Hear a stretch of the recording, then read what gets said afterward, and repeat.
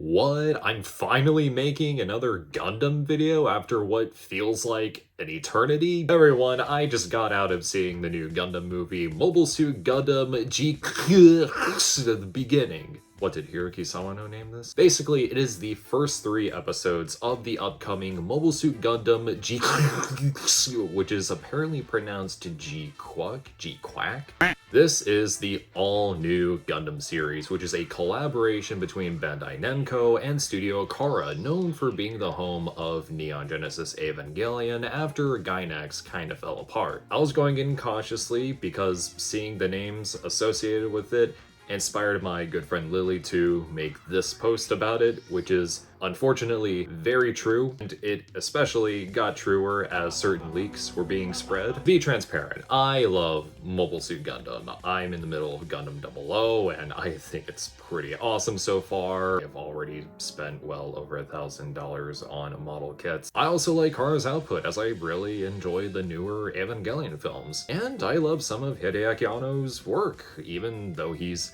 not the lead creative behind this new series, but then it was revealed by either director Kazuya Tsurumaki or writer Yoji Enokido, I forget which one, that Anno did have a big influence on the story from afar, so I guess this makes it an Anno series whether we like it or not. There's gonna be some spoilers ahead, which is inevitable because it seems like everything Khara is associated with has to be super vague about their marketing for some reason. So Gundam G-Quack is an alternate universal century story like Gundam Thunderbolt. It is a what-if scenario where Char Aznable was present during the infiltration on Side 7 and hijacked the Federation's secret weapon known as the Gundam. Except it is very ugly. I really do not like the mobile suit designs here because it's so obvious they're trying to cram Evangelion and Gundam designs together, and it really comes off as off-putting, and their elements just do not complement each other very well.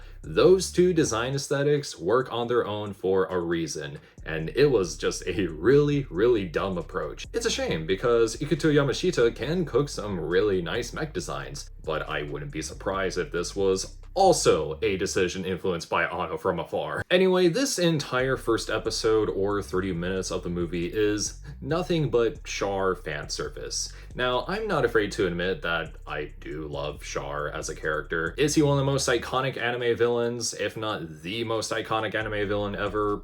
Arguably, absolutely. But the writing and the story is just so weak here. It all just feels like an excuse to have Char pilot a Gundam that also resembles an Eva unit that later gets redone into his usual mobile suit colors. It is the epitome of the hype moments in Aura meme. In fact, this entire segment is the catalyst for the rest of the story.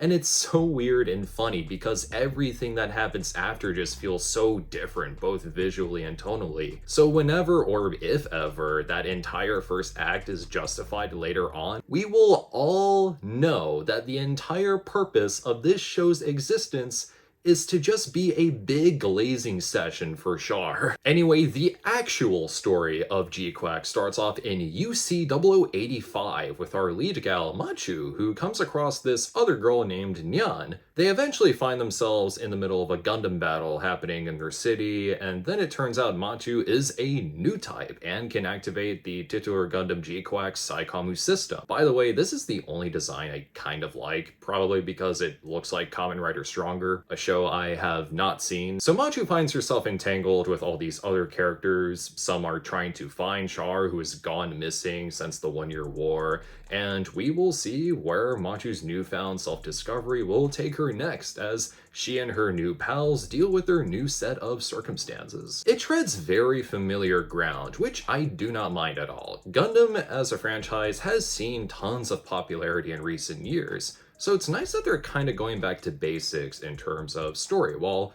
also reintroducing the Universal Century in a new way, especially as Witch from Mercury drew in a lot of new fans to the series. It's a lot like how Titania's Book 1 serves as an introduction to the ideas of classic super robot shows. Personally, as someone who's watched up to 00's first season and other entries here and there, I did find it a bit underwhelming, but I'll just go ahead and chalk it up as this show just not being for me. This is clearly made with the intention of appealing to new fans, though it's also ironic how it hinges on the fan service that will completely go over the heads of any newcomer. Like, I was walking out of the theater and there was a guy explaining to his girlfriend who Char was and flat out said they didn't do a good job explaining it. I will admit, the animation is really nice, even when it replicates that classic Yoshikazu Yasuhiko art style and then goes into its own style. Now, this will sound weird, but is calling something obnoxiously pretty a valid critique? It looks really nice, don't get me wrong, but for some reason, I'm just not vibing with it as much as I should. Maybe it's the complete contrast in the styles and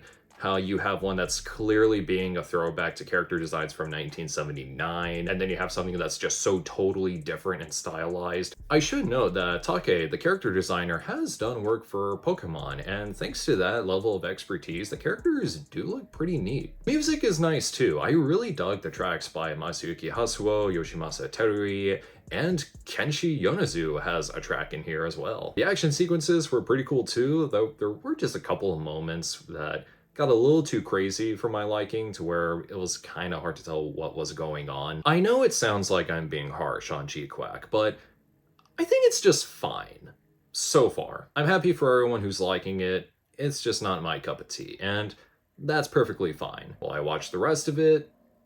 Yeah, but maybe I just had a mid first impression. I mean, the talent is there, and as pessimistic as I seem about the story, if it gets better, then I'm glad to be proven wrong. Side tangent, I saw this at my local Alamo Draft House, and the pre-roll was honestly more exciting because they were showing clips from Daitetsujin 17, Taekwon V of all things, and even Mach Baron. Let me know if this movie or show interests you, and if you have seen it, let me know what you think in the comments. Am I harsh? Am I stupid?